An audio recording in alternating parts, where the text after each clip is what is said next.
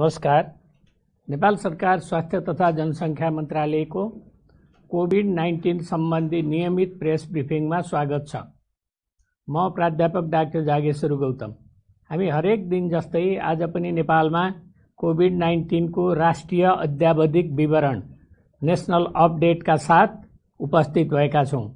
हामीलाई साङ्केतिक भाषामा दिनेश श्रेष्ठले साथ दिइरहनु भएको छ र आज म केही महत्त्वपूर्ण कुराहरू सुरुमै भन्न गइरहेको छु।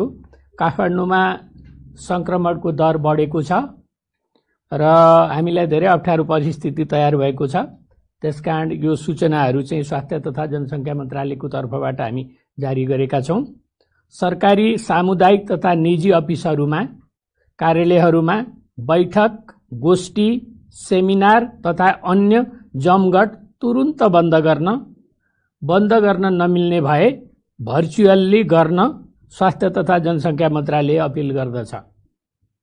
भारतीय सीमा क्षेत्रका जिल्लाहरूमा कोरोना संक्रमणको दर उच्च रहेकोले प्रदेश सरकार, स्थानीय पालिकाहरू, गाउँपालिका तथा नगरपालिकाहरू, गैर सरकारी संस्थाहरू, शिक्षक, विद्यार्थी तथा अन्य पेशा व्यवसायका व्यक्तिहरूलाई सावधानी अपनाउने वातावरण बनाउन अनुरोध छ। स्वाब सङ्कलन गरिसकेपछि कुनै पनि शङ्कास्पद व्यक्तिहरूले रिपोर्ट नआउन्जेलसम्म अनिवार्य रूपमा क्वारेन्टिनमा बस्नु हुन अनुरोध छ। काठमाडौँ उपत्यका लगायत घना बस्ती भएका क्षेत्रहरूमा कोरोना संक्रमणमा वृद्धि भइरहेकोले अस्पतालका बेड, उपकरण र स्वास्थ्य कर्मीहरूको अभाव हुने सम्भावना रहेको छ।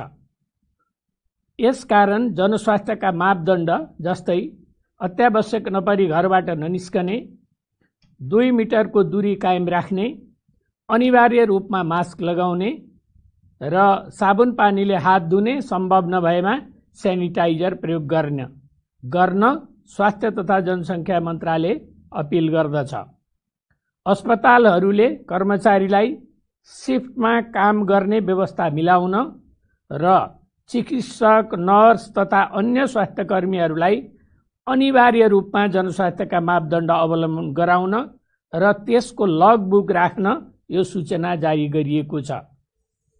कोभिड-19 को कुनै पनि उपचार पत्ता लागेको छैन। औषधि, अक्सिजन, भेन्टिलेटरले सहयोग मात्र गर्ने हो। रोगको उपचार नहुने भएकोले रोग लाग्न नदिनु नै उत्तम उपाय हो। संक्रमण बढ्दै गएमा हाम्रा अस्पतालले धान्न सक्दैनन् र हाम्रा स्वास्थ्य कर्मीहरू पनि अपुग हुन सक्छन् र अकालमा ज्यान जान सक्छ। यसकारण रोग लाग्न नदिनको लागि बेलैमा होसियारी हौँ, बुद्धि पुर्याउँ। यति भन्दै आजको नियमित कार्यक्रम म अगाडि बढाउन गइरहेको छु र नेपालमा आगामी दिनहरूमा प्रमुख चाडपर्व, जात्रा तथा उत्सवहरूको समय आउँदै गरेकोले कोभिड-19 को सन्दर्भमा स्वास्थ्यका दृष्टिकोणले सुरक्षित बनाउँदै मनाउनु पर्ने बाध्यात्मक परिस्थितिलाई ध्यानमा राखी स्वास्थ्य तथा जनसङ्ख्या मन्त्रालयद्वारा चाडपर्व, जात्रा तथा उत्सवहरू मनाउँदा पालना गर्नुपर्ने जनस्वास्थ्यका मापदण्ड 2077 जारी गरिएको छ।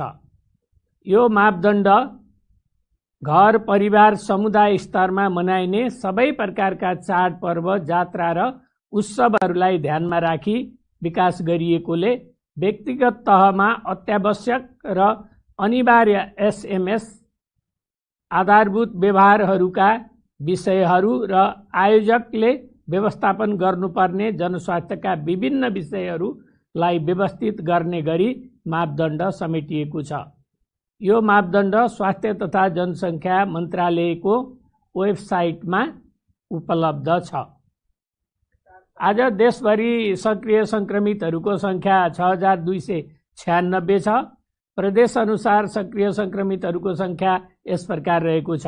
प्रदेश 1 मा 358 जना, प्रदेश 2 मा 2693, बागमती प्रदेशमा 835, गण्डकी प्रदेशमा 280, प्रदेश 5मा 377, कर्णाली प्रदेशमा 263 र सुदूर पश्चिम प्रदेशमा 1490 जना हुनुहुन्छ। अहिले विश्व नै कोभिड-19 को महामारीमा को चपेटामा परिरहेको छ। नेपाल पनि त्यसबाट अछुतो रहन सकेको छैन। आजसम्मको तथ्याङ्क हेर्दा विश्वमा 1,90,04,15 व्यक्तिहरू कोभिड-19 बाट संक्रमित हुनुभएको छ भने 7,11,627 जना व्यक्तिको देहावसान भइसकेको छ। निको हुनेको संख्या 1,21,88,295 रहेको छ। नेपालमा कोभिड-19 पीसीआर टेस्ट प्रति 10 लाख जनसङ्ख्यामा 14,374, प्रति 10 लाख जनसङ्ख्यामा मृत्यु 2.23 छ। कोभिड-19 संक्रमणबाट मुक्त हुने दर 70.57% छ। आजको पीसीआर 6,622 गरी जम्मा 4,19,575 पीसीआर परीक्षण भएको छ। क्वारेन्टिनमा रहनुभएका व्यक्तिहरूको संख्या 9,470 छ। कोभिड-19 बाट संक्रमण मुक्त भई गत 24 घण्टामा डिस्चार्ज हुनुहुनेहरूमा 233 जना हुनुहुन्छ र आजसम्म डिस्चार्ज हुने 15,389 हुनुहुन्छ। संक्रमितहरू निको भई घर फर्किसक्नु भएको छ। उहाँहरूको उपचार तथा हेरचाहमा अहोरात्र खटिनुभएका चिकित्सक, नर्सिङ स्टाफ र अन्य स्वास्थ्यकर्मी तथा सहयोगी शुभेच्छुकहरूलाई स्वास्थ्य तथा जनसङ्ख्या मन्त्रालय हार्दिक धन्यवाद दिन चाहन्छ। 2वटा कल सेन्टरबाट हामीलाई 765 वटा कलहरू प्राप्त भएको छ। नेपाल सरकार स्वास्थ्य तथा जनसङ्ख्या मन्त्रालयको मोबाइल एप्स हाम्रो स्वास्थ्य डाउनलोड गर्नेको संख्या 1,65,080 रहेको छ। यस एप्स मार्फत कोभिड-19 सम्बन्धी सम्पूर्ण जानकारी प्राप्त गर्न सक्नुहुन्छ। यसै एप्स मार्फत आफ्नो स्वमूल्याङ्कन गरेर हामीलाई सहयोग गर्नुहुने सबैलाई धन्यवाद दिन चाहन्छौँ। आज हामीलाई 504 जनाले आफ्नो स्वमूल्याङ्कन गरेर सहयोग गर्नुभएको छ र यस स्वमूल्याङ्कनका आधारमा रेड जोनमा आज 3 जना हुनुहुन्छ र उहाँहरू 2 जना काठमाडौँ र 1 जना रौतहटबाट हुनुहुन्छ। उहाँहरूलाई हाम्रो एपिडेमियोलोजी तथा रोग नियन्त्रण महाशाखाबाट आवश्यक सहयोग गरिरहनु भएको छ। यससँगै जम्मा स्वमूल्याङ्कन गरिएको संख्या जम्मा 70,740 र रेड जोनमा रहेको संख्या 547 रहेको छ। हाम्रो वेबसाइट हेर्नेको संख्या 32,18,298 रहेको छ। हाम्रो भाइबर ग्रुपमा जोडिनेको संख्या जम्मा 4,25,067 छ। अब म विस्तृतमा विवरण प्रस्तुत गर्न गइरहेको छु र प्रयोगशाला अनुसार रियल टाइम पीसीआर पोजिटिभ केसहरूको विवरण प्रस्तुत गर्दछु। बीपी कोइराला स्वास्थ्य विज्ञान प्रतिष्ठान धरान प्रयोगशालामा झापाका 8 जना, मोरङका 1 जना र सुनसरीका 15 जना हुनुहुन्छ। कोशी अस्पताल विराटनगर प्रयोगशालामा इलामका 15 जना र मोरङका 13 जना हुनुहुन्छ। प्रादेशिक जनस्वास्थ्य प्रयोगशाला विराटनगरमा मोरङका 10 जना र सुनसरीका 4 जना। प्रादेशिक जनस्वास्थ्य प्रयोगशाला जनकपुरमा धनुषाका 23 जना, महोत्तरीका 1 जना, सर्लाहीका 1 जना र सिराहाका 1 जना हुनुहुन्छ। नारायणी अस्पताल वीरगञ्ज प्रयोगशालामा महोत्तरीका 1 जना, पर्साका 41 जना र रौतहटका 1 जना हुनुहुन्छ। जनस्वास्थ्य प्रयोगशाला टेकु काठमाडौँमा बाजुराका 3 जना, गोर्खाका 4 जना, काठमाडौँका 25 जना, कपिलवस्तुका 21 जना र सर्लाहीका 7 जना हुनुहुन्छ।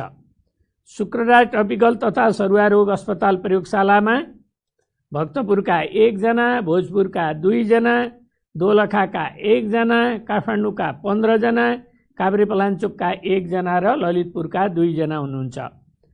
भरतपुर अस्पताल कोभिड-19 प्रयोगशालामा चितवनका 1 जना। कीटजन्य रोग अनुसन्धान तथा तालिम केन्द्र हेटौँडामा बाराका 13 जना, मकवानपुरका 4 जना, रौतहटका 1 जना, काठमाडौँका 1 जना, रूपन्देहीका 1 जना र सर्लाहीका 1 जना हुनुहुन्छ। वीर अस्पताल काठमाडौँमा धनुषाका 1 जना, काठमाडौँका 3 जना, महोत्तरीका 1 जना, नुवाकोटका 1 जना, रामेछापका 1 जना र सिराहाका 1 जना हुनुहुन्छ। त्रिभुवन विश्वविद्यालय शिक्षण अस्पताल प्रयोगशाला महाराजगञ्जमा बाराका 1 जना, गुल्मीका 1 जना, कञ्चनपुरका 1 जना, काठमाडौँका 5 जना, काभ्रेपलाञ्चोकका 1 जना र उदयपुरका 1 जना हुनुहुन्छ। नेपाल प्रहरी अस्पताल प्रयोगशाला काठमाडौँमा काठमाडौँका 13 जना, स्टार अस्पताल प्रयोगशाला सानेपामा काठमाडौँका 4 जना, ललितपुरका 1 जना र पर्साका 1 जना, BIDH ल्याब ललितपुरमा ललितपुरका 6 जना, ह्याम्स अस्पताल प्रयोगशालामा काठमाडौँका 9 जना र ललितपुरका 1 जना, नेपाल कोरिया मैत्री अस्पताल प्रयोगशालामा दाङका 1 जना, वीरेन्द्र अस्पताल प्रयोगशालामा काभ्रेपलाञ्चोकका 1 जना र काठमाडौँका 1 जना, प्रादेशिक क्षयरोग केन्द्र प्रयोगशाला पोखरामा गोर्खाका 2 जना, कास्कीका 1 जना र पर्वतका 1 जना, प्रादेशिक जनस्वास्थ्य प्रयोगशाला रूपन्देहीमा दाङका 2 जना, कपिलवस्तुका 1 जना र प्युठानका 5 जना हुनुहुन्छ।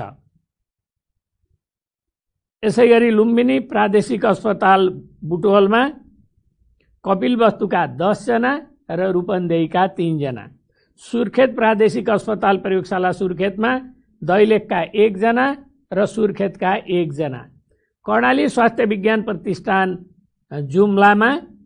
जुम्लाका 1 जना र मुगुका 1 जना, डडेलधुरा अस्पताल प्रयोगशाला डडेलधुरामा बैतडीका 1 जना र डोटीका 2 जना हुनुहुन्छ।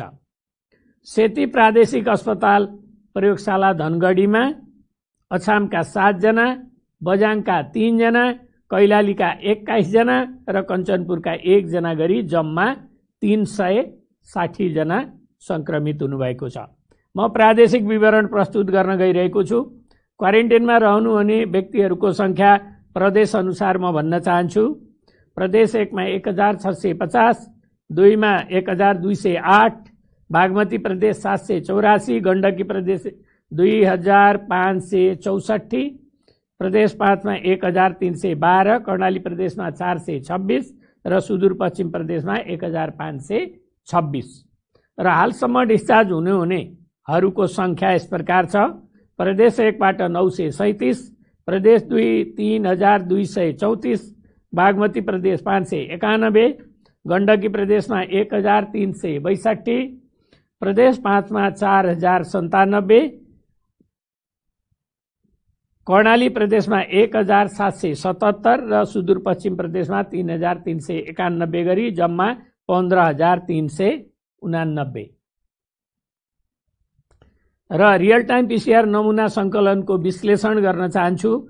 जम्मा आरटीपीसीआर परीक्षण संख्या 4,19,575 यो टोटल जनसंख्याको 1.4% हो।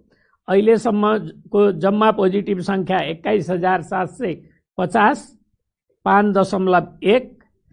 सक्रिय संक्रमितहरूको संख्या 6,296, त्यो 28.9 र संक्रमण मुक्त भई डिस्चार्ज हुनेहरू 70.7, त्यो 15,389 हो। जम्मा निधन हुनेको संख्या 65 छ, त्यो 0.3% हो। जिल्लागत रूपमा 500 भन्दा बढी संक्रमित भएको जिल्लाहरूमा 5 वटा जिल्ला छन्: पर्सा, रौतहट, महोत्तरी, काठमाडौँ र कैलाली। र संक्रमितहरू शून्य भएका जिल्ला चाहिँ 6 वटा छन्: खोटाङ, धनकुटा, सङ्खुवासभा, मनाङ, मुस्ताङ र रुकुम पश्चिम। अब हाम्रो विशेष अनुरोध छ, हालका दिनमा कोरोना भाइरसका बारेमा कुराकानी नगर्ने हामी बिरलै छौं। दिनौं जस्तो हामीले घर परिवार, साथीभाइ वा कार्यालयमा यसको बारेमा कुराकानी गरिरहेका हुन्छौं। कोरोना संक्रमण फैलिएकोमा हामी सबै चिन्तित छौं र आफू र आफ्नो परिवारलाई कसरी बचाउने भन्ने बारेमा सोचिरहेका हुन्छौं। यो चिन्ता र सोचाइसँगै के हामी जिम्मेवार बनेको छौं, यस बारेमा सोच्नु हुन अनुरोध छ। अब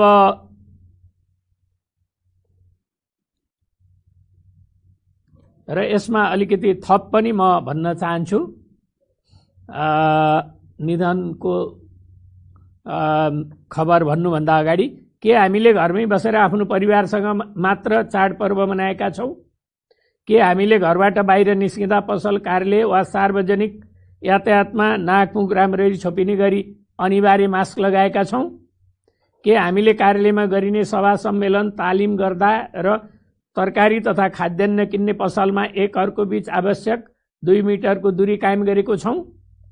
के हामीले जुनसुकै वस्तु वा सतह छोएपछि घर वा कार्यालय पस्नु अगाडि साबुन पानीले मिचिमिची हात धोएका वा अल्कोहल भएको सेनिटाइजर प्रयोग गरेका छौँ?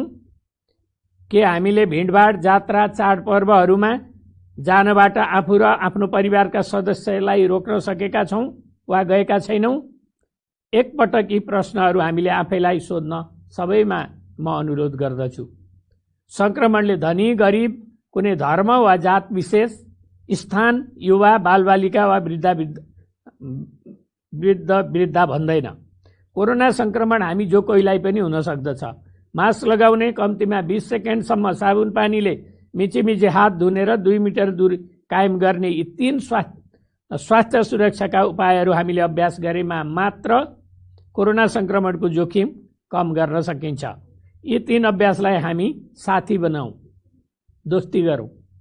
चाडपर्व मनाउने, भिडभाड गरी जात्रा मनाउने वा मन्दिरमा हुल गरी दर्शन गर्न नजाउँ, भिडभाड नगरौँ। 60 वर्ष माथिका र 12 वर्ष मुनिका बालबालिका घरबाट बाहिर ननिकालौँ, निस्किन नदिउँ। अब दुःखद खबर छ। म निधनको विवरण भन्न गइरहेको छु। मोरङ जिल्ला रङ्गेली नगरपालिका वडा नम्बर 8 दरबेसा बस्ने 45 वर्षको एक पुरुषको मिति 2077 साउन 21 गते ज्वरो तथा श्वास प्रश्वासमा समस्या भई कोशी अस्पताल ल्याइ पुर्याउँदा उनको निधन भएको छ। मोरङ जिल्ला विराटनगर महानगरपालिका वडा नम्बर बस्ने 45 वर्षको एक पुरुषको मिति 2077 साउन 21 गते कोशी अस्पतालमा दुःखद निधन भएको छ। सर्लाही जिल्ला मलङ्गा नगरपालिका वडा नम्बर 8 थाई बसोबास भएकी वर्ष 65 की एक महिलाको मिति 2077 साउन 21 गते सशस्त्र प्रहरी बल अस्पताल बलम्बुमा दुःखद निधन भएको छ। धनुषा जिल्ला मिथिला नगरपालिका वडा नम्बर 10 लालगढ बस्ने वर्ष 72 की एक महिलाको मिति 2077 श्रावण 17 गते दिउँसो 12 बजे ओम अस्पताल तथा रिसर्च सेन्टर छावेलमा दुःखद निधन भएको छ। मिति 2077 साउन 17 गते बिहान 3:48 बजे दम, हाइपोथाइरोइडिजम र उच्च रक्तचापका साथ मधुमेहको बिरामी वा निमोनिया, श्वास प्रश्वासमा कठिनाई भई पेटदुखी धनुषाबाट आइसिधै अस्पताल भर्ना हुनुभएको थियो। सप्तरी जिल्ला रूपनी नगरपालिका वडा नम्बर 5 बस्ने वर्ष 42 का एक पुरुषको मिति 2077 साउन 21 गते दुःखद निधन भएको छ। यसरी निधन हुनेको संख्या 65 पुगेको छ। उहाँहरूको निधनमा नेपाल सरकार स्वास्थ्य तथा जनसङ्ख्या मन्त्रालय हार्दिक संवेदना प्रकट गर्दछ। यसका साथै कोरोनाको संक्रमण बढिरहेको यो अवस्थामा सबैले सावधानी पुर्याउँ भन्ने अनुरोध गर्दै, विनम्रतापूर्वक यो अनुरोध दोहोर्याउँदै आजको यो कोरोना अपडेट यहीँनेर अन्त्य गर्दछु। धन्यवाद, नमस्कार।